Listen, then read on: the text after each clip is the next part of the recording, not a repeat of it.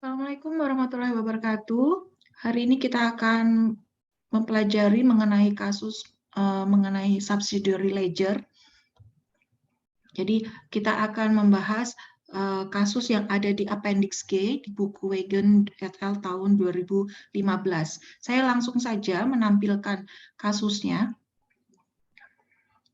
Jadi kalau misalnya kita lihat di soal ya, jadi di soal lihat di halaman G 33 di sini. Jadi ini kita akan memahami kasus untuk soal comprehensive problem. Di sini Zweifel SE nama perusahaannya. Di sini dia menggunakan metode sediaan periodik. Nah, di sini kita suruh membuat subsidiary ledger, yaitu subsidiary ledger untuk piutang dan subsidiary ledger untuk utang.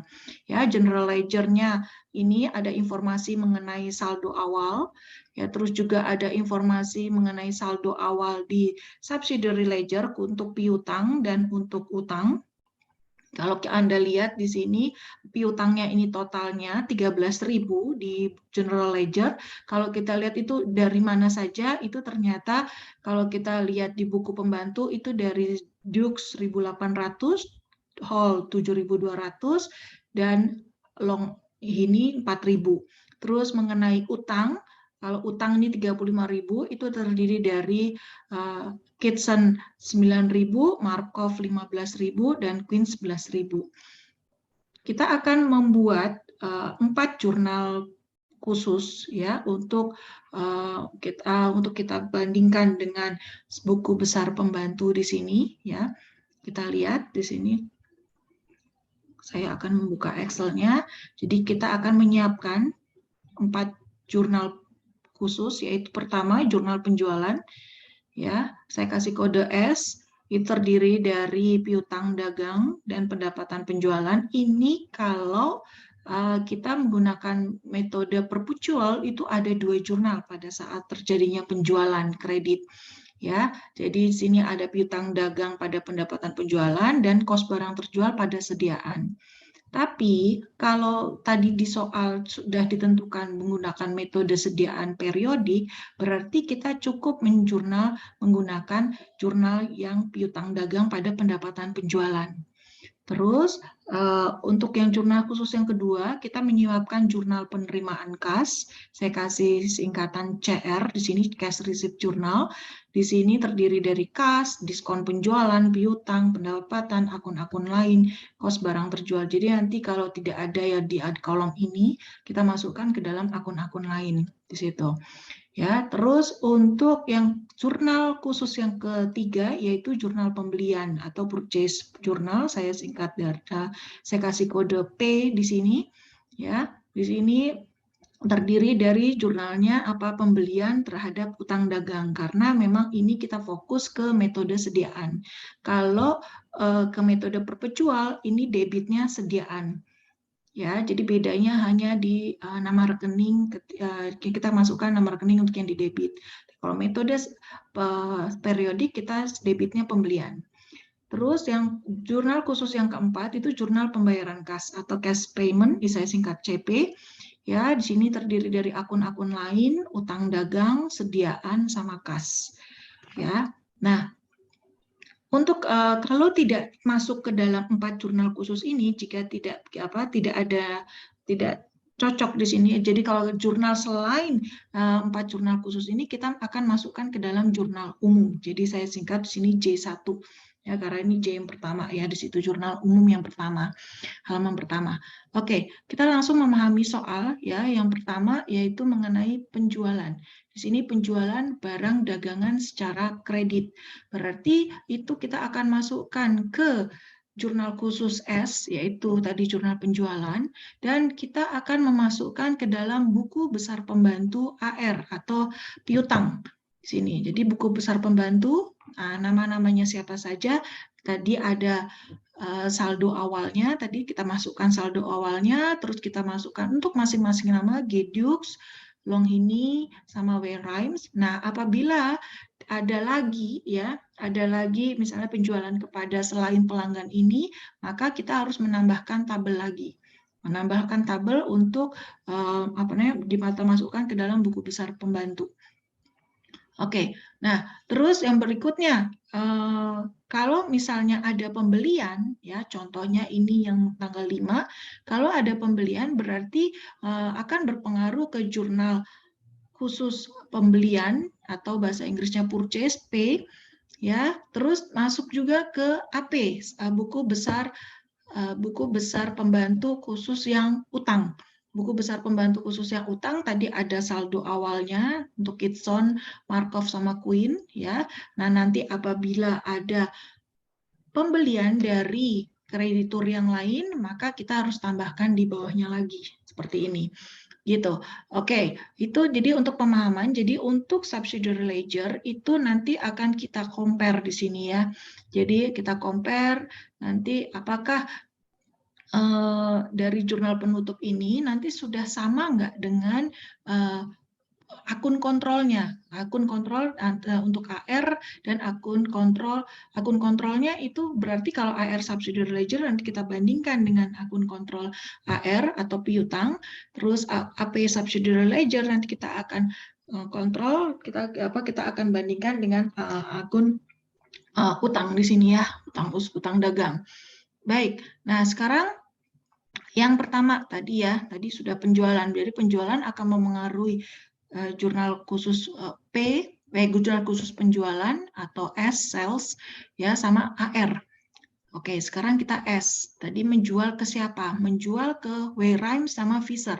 Berarti kalau gitu kita masukkan Wayraim sama Fisher, ya, catat nomor fakturnya, ya, terus catat berapa penjualannya. Nah, setelah itu baru kita masukkan ke dalam AR. Ya, ke dalam AR khusus tadi M Fisher.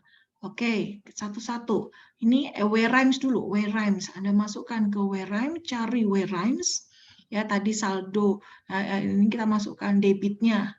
Ya, sekarang kita bandingkan. Kalau kita bandingkan, kalau yang lainnya itu ada saldo awalnya, ya ini ada 1 Januari, tapi kalau khusus yang Wayraim karena dia tidak ada di daftar saldo awal, berarti kita akan membuat lagi untuk Wayraim dimulai yang pertama yang untuk tanggal 3 Januari ya. Terus habis itu kita ambil dari tadi kita ambil dari jurnal penjualan dari S1, terus di debit 3.600 ambil angkanya dari F5 di sini. F5 itu maksudnya dari mana? Dari jurnal ini. Dari jurnal penjualan, dari S. Oke. Udah, itu debit karena ini piutangnya itu debit. Setelah itu baru ketika kita mau menghitung saldonya pasti ada tahu debit dikurangi dengan kredit.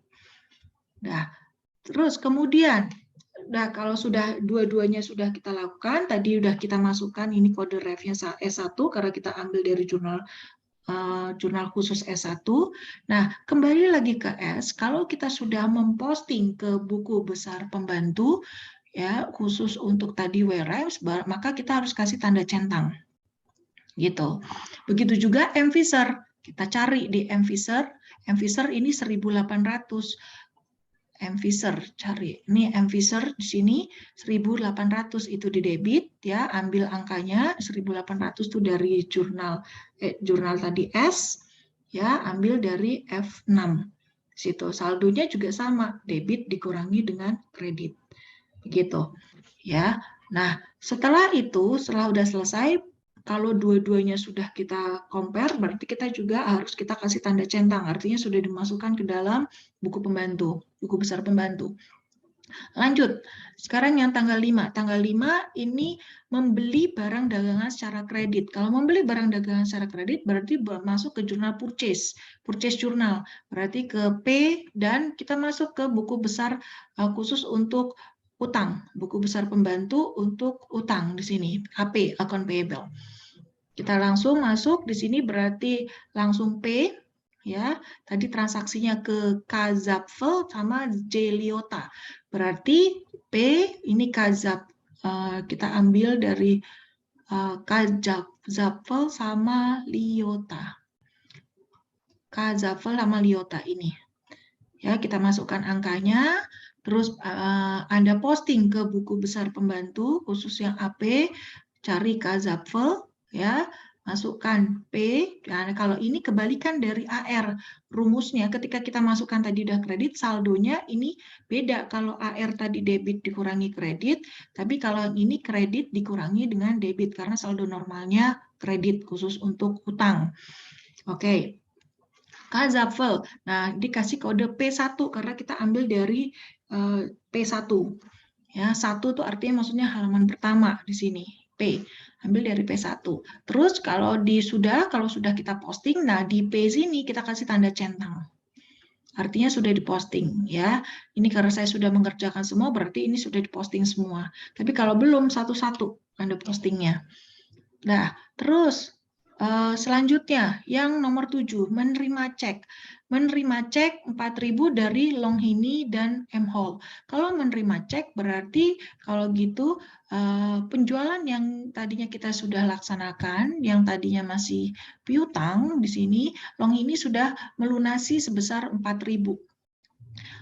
M-Hall melunasi sebesar 2.000. Berarti ini kita menerima. Kalau menerima berarti ada penerimaan kas. Penerimaan kas itu bahasa Inggrisnya cash receive. Berarti kalau gitu dari Longhini sama Hall kasnya bertambah, ya kan? Piutangnya berkurang. Karena sudah ada pelunasan di sini. Pelunasannya cara memasukkan angkanya kalau 4.000-an 2.000 diketik manual.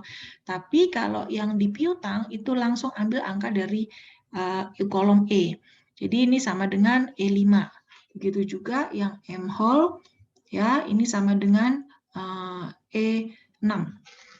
Begitu. Ya. Nah, terus lanjut.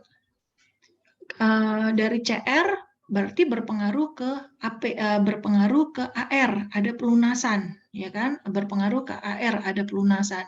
Tadi namanya siapa tadi? Longhini sama M-Hall. Masuk ke AR, cari Longhini.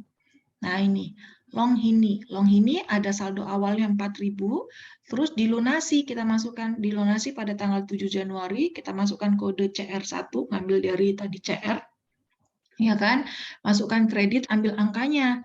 Angkanya saya dari CRG5. CRG5 itu yang mana? Ini CRG5, ambil dari piutangnya. Ya, CRG5, ambil dari piutangnya. Terus setelah itu, nah untuk menghitung saldonya, karena ada saldo awal, terus ada pelunasan di tanggal 7 Januari, 4.000 ketemu 4.000 pasti hasilnya 0. Ya kan, karena tadinya saldonya itu piutang itu debit, ketemu kredit pasti 0. Nah, untuk penulis rumusnya, jadi gimana? Saldo, jadi E25 ditambah dengan debit C26 dikurangi dengan kredit D26. Nah, nanti untuk rumus-rumus yang berikutnya silahkan langsung di fill handle ke bawah saja seperti ini. Jadi biar nanti enak, tinggal langsung kita masukkan angka. Sudah selesai, udah lunas Longhini. Terus yang berikutnya M-Hall. Kita lihat yang M-Hall, cari M-Hall di AR. M-Hall. Nah, ini M-Hall yang kedua, ada saldonya 7.200, terus kita masukkan angkanya 2.000 itu ambil dari CR tadi, ya ambil dari piutangnya, ya. Terus habis itu cara memasukkan saldonya sama seperti tadi rumusnya. Jadi E19 saldonya ditambah debit C20 dikurangi dengan kredit D20. Ya, jadi 5.200. Oke. Nah, itu Anda lakukan jadi untuk menerima cek. Jadi kalau misalnya kita lihat dari soalnya, sebenarnya ini ada beberapa kemiripan soal. Nah, berarti kalau gitu nanti Anda bisa kasih tanda misalnya, untuk tanggal 3 ini menjual barang dagangan secara kredit. Bisa Anda berikan, kasih warna misalnya di sini khusus yang untuk tanggal 3, untuk penjualan kredit. Lagi penjualan kredit, kasih tanda misalnya tentang penjualan kredit, misalnya kayak gitu. Nah, itu. Misalnya kayak gitu ya. Nanti terus yang berikutnya, yang membeli barang dagangan. Jadi biar nanti kita paham, oh ini kan jurnalnya hampir sama, misalnya kasih kode ini membeli barang dagangan secara kredit. Ada nggak yang membeli barang dagangan secara kredit lagi? Misalnya ini tanggal 16, oh kasih warna lagi misalnya sama. Jadi tanggal berapa lagi gitu. Ya, terus kalau menerima cek, oh berarti ada pelunasan. Ya, ada nggak nanti yang tentang mengenai menerima cek di situ, pelunasan di situ. Mungkin di sini, nah kita lihat, kalau ini mengirim cek beda lagi. Nanti tinggal dilihat. Jadi kalau yang jurnal-jurnalnya sama, berarti dipastikan pasti masuk ke jurnalnya, kode transaksinya sama, berarti dipastikan juga jurnalnya juga akan sama, hanya beda angka. Oke, itu pemahaman soalnya. Kita akan lanjutkan ke part yang kedua. Oke.